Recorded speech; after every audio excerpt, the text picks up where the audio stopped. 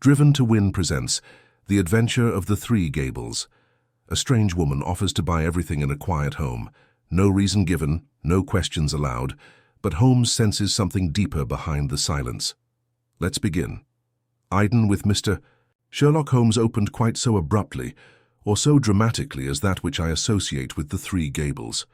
I think that any of my adventures, I had not seen Holmes for some days, and had no idea of the new channel into which his activities had been directed. He was in a chatty mood that morning, however, and had just settled me into the well-worn low armchair on one side of the fire, while he had curled down with his pipe in his mouth upon the opposite chair when our visitor arrived.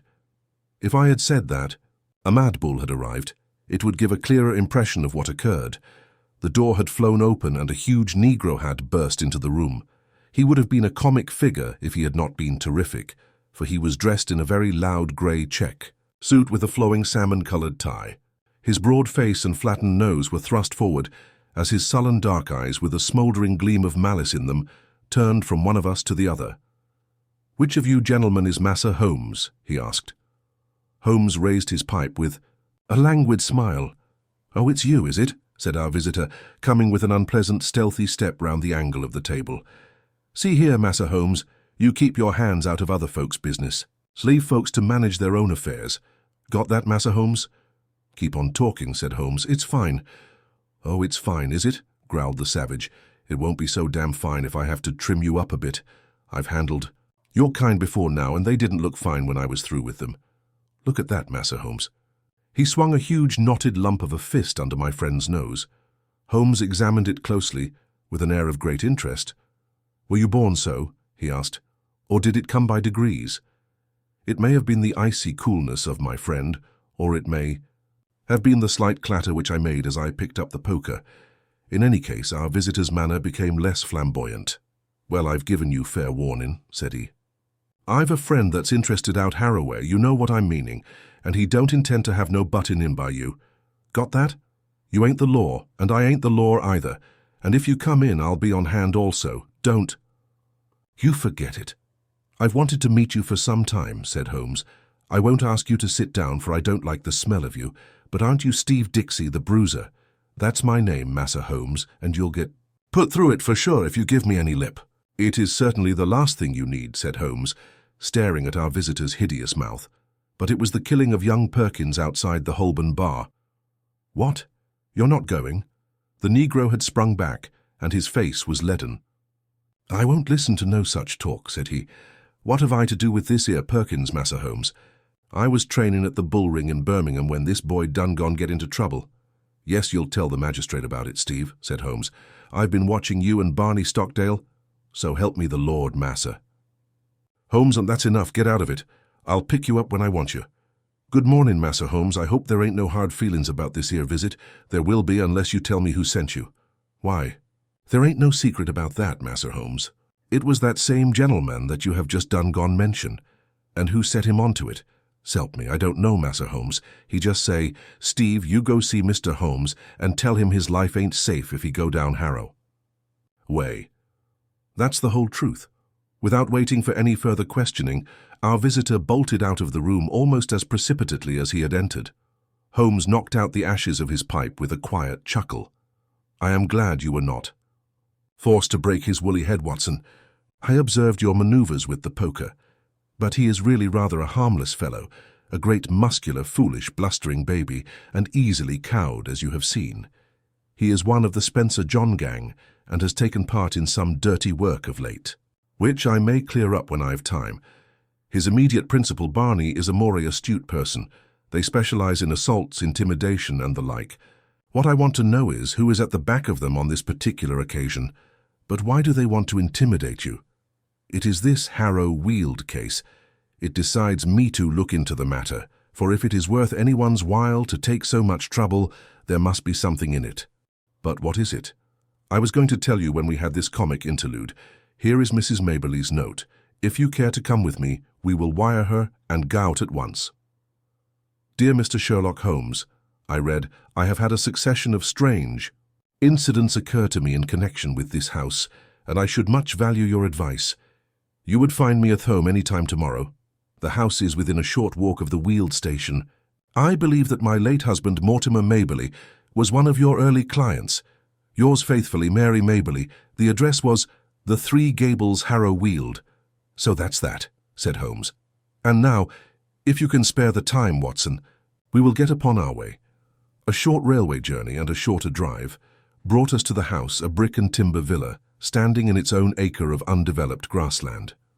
3 small projections above the upper windows made a feeble attempt to justify its name. Behind was a grove of melancholy half-grown pines, and the whole aspect of the place was poor and depressing. Nonetheless, we found the house to be well furnished, and the lady who received us was a most engaging elderly person, who bore every mark of refinement and culture. I remember your husband well, madam, said Holmes, though it is some years since he used my services in some trifling matter. Probably you would be more familiar with the name of my son Douglas. Holmes looked at her with great interest. Dear me, are you the mother of Douglas Maberly? I knew him slightly. But of course all London knew him. What a magnificent creature he was. Where is he now? Dead, Mr. Holmes, dead. He was attached at Rome, and he died there of pneumonia last month. I am sorry. One could not connect death. With such a man, I have never known anyone so vitally alive. He lived intensely, every fibre of him. Too intensely, Mr. Holmes. That was the ruin of him. You remember him as he was, debonair and splendid. You did not see the moody, morose, brooding creature into which he developed. His heart was broken. In a single month I seemed to see my gallant boy turn into a worn-out, cynical man. A love affair? A woman? Or a fiend? Well, it was not. To talk of my poor lad that I asked you to come, Mr. Holmes. Dr. Watson and I are at your service. There have been some very strange happenings. I have been in this house more than a year now, and as I wish to lead a retired life, I have seen little of my neighbours. 3 days ago I had a call from a man who said that he was a house agent. He said that this house would exactly suit a client of his, and that if I would part with it, money would be no object. It seemed to me very strange, as there are several empty houses on the market which appear to be equally eligible, but naturally was interested in what he said. I therefore made a price which was £500 more than I gave. He at once closed with the offer, but added that his client desired to buy the furniture as well, and would I put a price upon it. Some of this furniture is from my old home, and it is, as you see, very good, so that I named a good round sum. To this also he at once agreed. I had always wanted to travel, and the bargain was so good a one that it really seemed that I should be my own mistress for the rest of my life. Yesterday the man arrived with the agreement all drawn out. Luckily I showed it to Mr. Sutro, my lawyer, who lives in Harrow. He said to me, "This is a very strange document. Are you aware that if you sign it you could not legally take anything out of the house, not even your own private possessions?" When the man came again in the evening, I pointed this out and I said that I meant only to sell the furniture. No, everything," said he. "But my clothes, my jewels." Well, some concession might be made for your personal effects, but nothing shall go out of the house unchecked. My client is a very liberal man, but he has his fads and his own way of doing things. It is everything or nothing with him. Then it must be nothing, said I, and there the matter was left, but the whole thing seemed termed to be so unusual that I thought, here we had a very extraordinary interruption. Holmes raised his hand for silence. Then he strode across the room, flung open the door, and dragged in a great gaunt woman whom he had seized by the shoulder. She entered with ungainly struggle like some huge awkward chicken, torn, squawking, out of its coop. "Leave me alone, what are you a-doing of?" she screeched. "Why, Susan, what is this?" "Well, ma'am, I was coming in to ask if the visitors was staying for lunch when this man jumped out at me. I have been listening to her for the last 5 minutes, but did not wish to interrupt your most interesting narrative. Just a little wheezy, Susan, are you not? You breathe too heavily for that kind of work." Susan turned a sulky but amazed face upon her captor. "Who be you, anyhow, and what right have you a pulling me about like this?" "It was merely that I wished to ask a question in your presence. Did you, Mrs. Maberly, mention to anyone that you were going to write to me and consult me?" "No, Mr. Holmes, I did not." "Who posted your letter?" "Susan did." "Exactly. Now, Susan, to whom was it that you wrote or sent a message to say that your mistress was asking advice from me?" It's a lie. I sent no message. Now, Susan, wheezy people may not live long, you know. It's a wicked thing to tell fibs. Whom did you tell? Susan, cried her mistress, I believe you are a bad, treacherous woman. I remember now that I saw you speaking to someone over the hedge. That was my own business, said the woman sullenly. Suppose I tell you that it was Barney Stockdale to whom you spoke, said Holmes. Well, if you know, what do you want to ask for? I was not sure, but I know now. Well now, Susan, it will be worth £10 to you if you will tell me who is at the back of Barney. Someone that could lay down £1,000 for every 10 you have in the world. So, a rich man? No. You smiled. A rich woman. Now, we have got so far you may as well give the name and earn the tenner. I'll see you in hell first. Oh, Susan, language, I'm clearing out of here. I've had enough of you all. I'll send for my box tomorrow. She flounced for the door. Goodbye, Susan. Paregoric is the stuff. Now, he continued, turning suddenly from lively to severe when the door had closed behind the flushed and angry woman, this gang means business. Look how close they play the game. Your letter to me had the 10 p.m. postmark. And yet Susan passes the word to Barney. Barney has time to go to his employer and get instructions. He or she, I inclined to the latter from Susan's grin when she thought, I had blundered. Forms a plan, Black Steve is called in, and I am warned off by 11 o'clock next morning. That's quick work, you know. But what do they want? Yes, that's the question. Who had the house before you? A retired sea captain called Ferguson. Anything remarkable about him? Not that ever I heard of.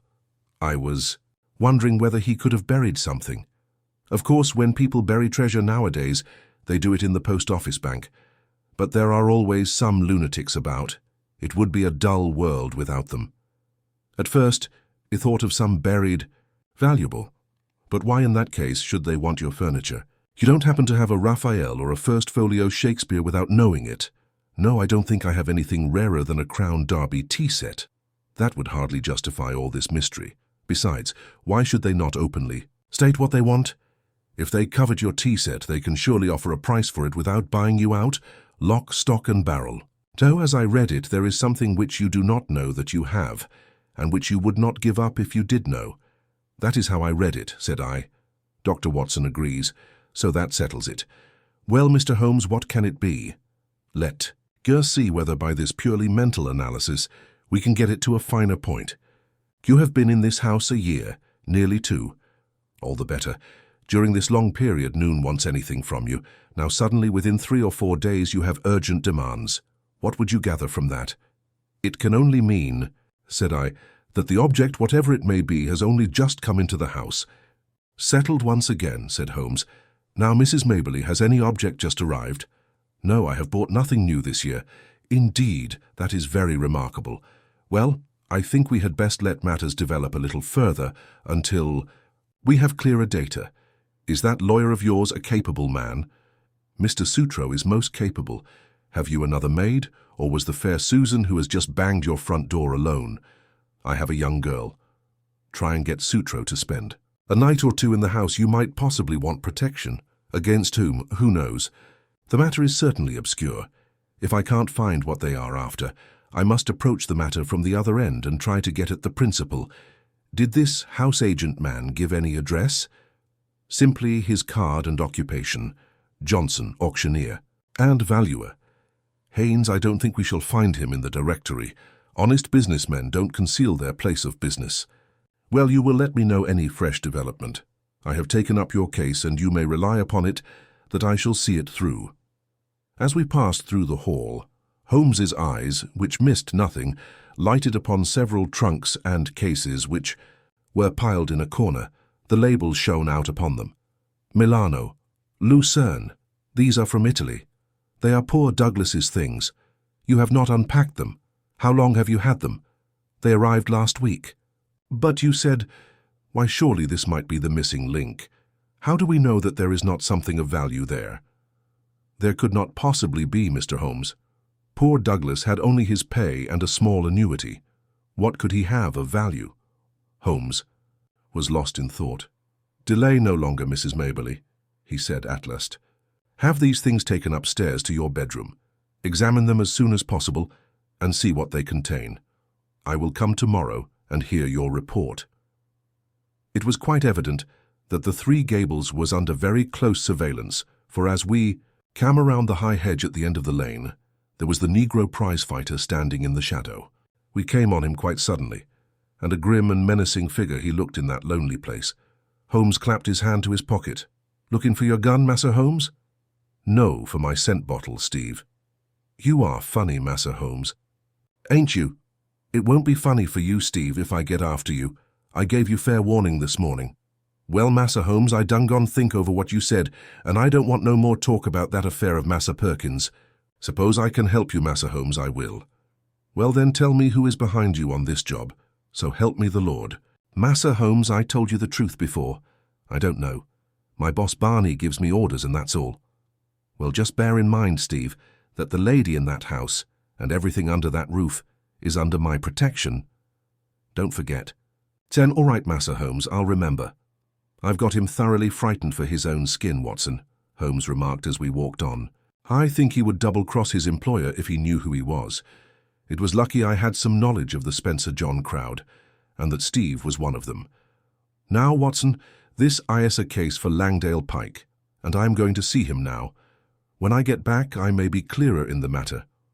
I saw no more of Holmes during the day, but I could well imagine how he spent it, for Langdale Pike was his human book of reference upon all matters of social scandal. This strange, languid creature spent his waking hours in the bow window of a St. James's Street Club, and was their receiving station as well as the transmitter for all the gossip of the metropolis. He made, it was said, a four-figure income by the paragraphs which he contributed every week to the garbage papers which cater to an inquisitive public.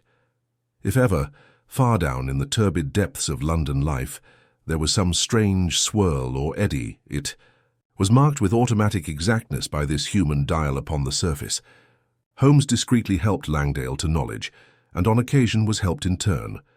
When I met my friend in his room early next morning, I was conscious from his bearing that all was well, but nonetheless a most unpleasant surprise was awaiting. First, it took the shape of the following telegram: "Please come out at once. Client's house burgled in the night. Police in possession. Sutro." Holmes whistled. "The drama has come to a crisis, and quicker than I had expected. There is a great driving power at the back of this business, Watson, which does not surprise me after what I've heard. This Sutro, of course, is her lawyer." Imari. "A mistake, I fear, in not asking you to spend the night on guard. This fellow has clearly proved a broken reed. Well, there is nothing for it but another journey to Harrow Weald.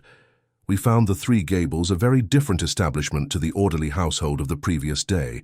A small group of idlers had assembled at the garden gate, while a couple of constables were examining the windows and the geranium beds. Within we met a grey old gentleman who introduced himself as the lawyer, together with a bustling, rubicund inspector, who greeted Holmes as an old friend. Well, Mr. Holmes, no chance for you in this case, I'm afraid. Just a common, ordinary burglary, and well within the capacity of the poor old police. No experts need apply." "I am sure the case is in very good hands," said Holmes. "Merely a common burglary, you say?" "Quite so. We know pretty well who the men are and where to find them. It is that gang of Barney Stockdale with the big nigger in it. They've been seen about here." "Excellent. What did they get?" "Well, they don't seem to have got much. Mrs. Maberly was chloroformed, and the house was— here is the lady herself." Our friend of yesterday, looking very pale and ill, had entered the room, leaning upon a little maid-servant. "You gave me good advice, Mr. Holmes," said she, smiling ruefully. "Alas, I did not take it. I did not wish to trouble Mr. Sutro, and so I was unprotected. I only heard of it this morning," the lawyer explained. "Mr. Holmes advised me to have some friend in the house. I neglected his advice, and I have paid for it." "You look wretchedly ill," said Holmes.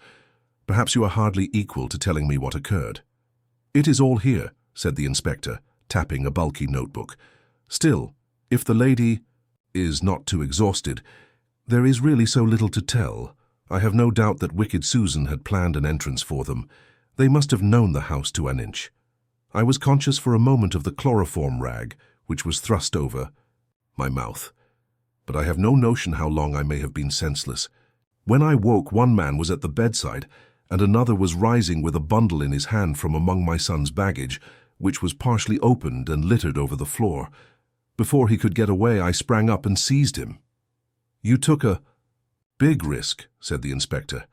I clung to him, but he shook me off, and the other may have struck me, for I can remember no more. Mary the maid heard the noise and began screaming out of the window. That brought the police, but the rascals had got away. What did they take? Well, I don't think there is anything of value missing. I am sure there was nothing in my son's trunks. Did the men leave no clue? There was one sheet of paper which I may have torn from the man that I grasped. It was lying all crumpled on the floor. It is in my son's handwriting. Which means that it is not of much use, said the inspector. Now if it had been in the burglar's— Exactly, said Holmes. What rugged common sense. Nonetheless, I should be curious to see it. The inspector drew a folded sheet of foolscap from his pocketbook. I never pass anything, however trifling, said with some pomposity. That is my advice to you, Mr. Holmes. In 25 years' experience I have learned my lesson. There is always the chance of finger marks or something. Holmes inspected the sheet of paper. What do you make of it, Inspector? Seems to be the end of some queer novel, so far as I can see. It may certainly prove to be the end of a queer tale, said Holmes. So you have noticed the number on the top of the page. It is 245. Where are the odd 244 pages? Well, I suppose the burglars got those. Much good may it do them. It seems a queer thing to break into a house in order to steal such papers as that. Does it suggest anything to you, Inspector? Yes, sir. It suggests that in their hurry the rascals just grabbed at what came first to hand. I wish them joy of what they got. Why should they go to my son's things? Asked Mrs. Maberly. Well, they found nothing valuable downstairs, so they tried their luck upstairs. That is how I read it. What do you make of it, Mr. Holmes? I must think it over, Inspector. Come to the window, Watson. Then, as we stood together, he read over the fragment of paper. It began in the middle of a sentence and ran like this. Face bled considerably from the cuts and blows, but it was nothing to the bleeding of his heart as he saw that lovely face, the face for which he had been prepared to sacrifice his very life, looking out at his agony and humiliation. She smiled, yes, by heaven. She smiled like the heartless fiend she was as he looked up at her. It was at that moment that love died and hate was born. Man must live for something. If it is not for your embrace, my lady, then it shall surely be for your undoing and my complete revenge. Queer grammar, said Holmes with a smile as she handed the paper back to the inspector. Did you notice how the he suddenly changed to my? The writer was so carried away by his own story that he imagined himself at the supreme memento be the hero. It seemed mighty poor stuff, said the inspector as he replaced it in his book. What? Are you off, Mr. Holmes? I don't think there is anything more for me to do now that the case is in such capable hands. By the way, Mrs. Maberly, did you say you wished to travel? It has always been my dream, Mr. Holmes. Where would you like to go? Cairo? Madeira, the Riviera? Oh, if I had the money, I would go round the world. Quite so, round the world. Well, good morning. I may drop you a line in the evening. As we passed the window, I caught a glimpse of the inspector's smile and shake of the head. These clever fellows have always a touch of madness. That was what I read in the inspector's smile. Now, Watson, we are at the last lap of our little journey, said Holmes when we were back in Therour of central London once more. I think we had best clear the matter up at once, and it would be well that you should come with me, for it is safer to have a witness when you are dealing with such a lady as Isadora Klein. We had taken a cab and were speeding to some address in Grosvenor Square. Holmes had been sunk in thought, but he roused himself suddenly. By the way, Watson, I suppose you see it all clearly. No, I can't say that I do. I only gather that we are going to see the lady who is behind all this mischief. Exactly. But does the name Isadora Klein convey nothing to you? She was, of course, the celebrated beauty. There was never a woman. Don't touch her. She is pure Spanish, the real blood of the masterful conquistadors, and her people have been leaders in Pernambuco for generations. She married the aged German sugar king, Klein, and presently found herself the richest, as well as the most, lovely widow upon earth. Then there was an interval of adventure when she pleased her own tastes. She had several lovers, and Douglas Maberly, one of the most striking men in London, was one of them. It was by all accounts more than an adventure with him. He was not a society butterfly, but a strong, proud man who gave and expected, but she is the belle dame sans merci of fiction. When her caprice is satisfied, the matter is ended, and if the other party in the matter can't take her word for it, she knows how to bring it home to him. Then that was his own story. Ah, you are piecing it together now. I hear that she is about to marry the young Duke of Lomond, who might almost be her son. His Grace's ma might overlook the age, but a big scandal would be a different matter, so it is imperative. Ah, here we are. It was one of the finest corner houses of the West End. A machine-like footman took up our cards and returned with word that the lady was not at home. "Then we shall wait until she is," said Holmes cheerfully. The machine broke down. "Not at home means not at home to you," said the footman. "Good," Holmes answered. "That means that we shall not have to wait. Kindly give this note to your mistress." He scribbled 3 or 4 words upon a sheet of his notebook, folded it, and handed it to Theman. "What did you say, Holmes?" I asked. "I simply wrote, 'Shall it be the police, then?' I think that should pass us in." It did, with amazing celerity. A minute later, we were in an Arabian Nights drawing room, vast and wonderful in a half-gloom, picked out with an occasional pink electric light. The lady had come, I felt, to that time of life when even the proudest beauty finds the half light more welcome. She rose from a settee as we entered. Tall, queenly, a perfect figure, a lovely mask-like face with 2 wonderful Spanish eyes which looked murder at us both. "What is this intrusion, and this insulting message?" she asked, holding up the slip. "Of paper. I need not explain, madame. I have too much respect for your intelligence to do so, though I confess that intelligence has been surprisingly at fault of late." "How so, sir?" "By supposing that your hired bullies could frighten me from my work. Surely no man would take up my profession if it were not that danger attracts him. It was you, then, who forced me to examine the case of young Maberly." "I have no idea what you are talking about. What have I to do with hired bullies?" Holmes turned away wearily. "Yes, I have underrated your intelligence. Well, good afternoon. Stop. Where are you going?" "To Scotland Yard. We had not got halfway to the door before she'd overtaken us and was holding his arm. She had turned in a moment from steel to velvet. "Come and sit down, gentlemen. Let us talk this matter over. I feel that I may be frank with you, Mr. Holmes. You have the feelings of a gentleman. How quick a woman's instinct is to find it out. I will treat you as a friend. I cannot promise to reciprocate, madam. I am not the law, but I represent justice so far as my feeble powers go. I am ready to listen, and then I will tell you how I will act. No doubt it was foolish of me to threaten a brave man like yourself. What was really foolish, madame, is that you have placed yourself in the power of a band of rascals who may blackmail or give you away. No, no, I am not so simple. Since I have promised to be frank, I may say that no one, save Barney Stockdale and Susan, his wife, have the least idea who their employer is. As to them, well, it is not the first." She smiled and nodded with a charming, coquettish intimacy. "I see you've tested them before. They are good hounds who run silent. Such hounds have a way sooner or later of biting the hand that feeds them. They will be arrested for this burglary. The police are already after them. They will take what comes to them. That is what they are paid for. I shall not appear in the matter. Unless I bring you into it. No, no, you would not. You are a gentleman. It is a woman's secret. In the first place, you must give back this manuscript." She broke into a ripple of laughter and walked to the fireplace. There was a calcined mass which she broke up with the poker. "Shall I give this back?" she asked. So roguish and exquisite did she look as she stood before us, with a challenging smile that I felt of all Holmes's criminals. This was the one whom he would find it hardest to face. However, he was immune from sentiment. "That seals your fate," he said coldly. "You are very prompt in your actions, madame, but you have overdone it on this occasion." She threw the poker down with a clatter. "How hard you are!" she cried. "May I tell you the whole story?" I fancy I could tell it to you. But you must look at it with my eyes, Mr. Holmes. You must realize it from the point of view of a woman who sees all her life's ambition about to be ruined at the last moment. Is such a woman to be blamed if she protects herself? The original. "Sin was yours. Yes, yes, I admit it. He was a dear boy, Douglas, but it so chanced that he could not fit into my plans.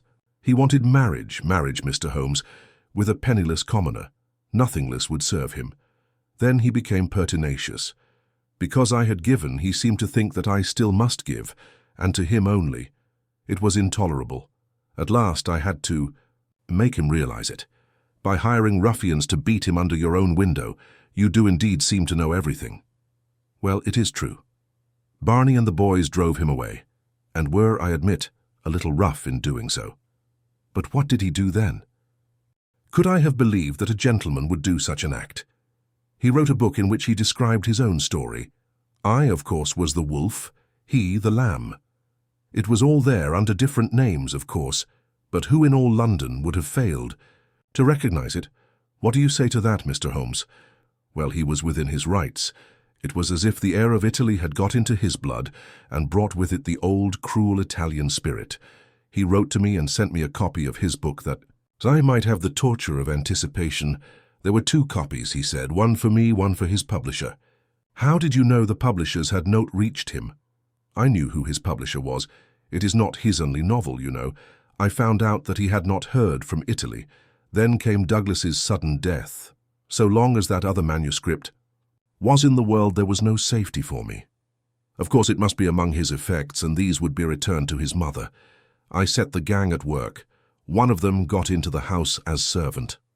I wanted to do the thing honestly. I really and truly did. I was ready to buy the house and everything in it. I offered any price she cared to ask. I only tried the other way when everything else had failed. Now, Mr. Holmes, granting that I was too hard on Douglas, and God knows I am sorry for it, what else could I do with my whole future at stake? Sherlock Holmes shrugged his shoulders.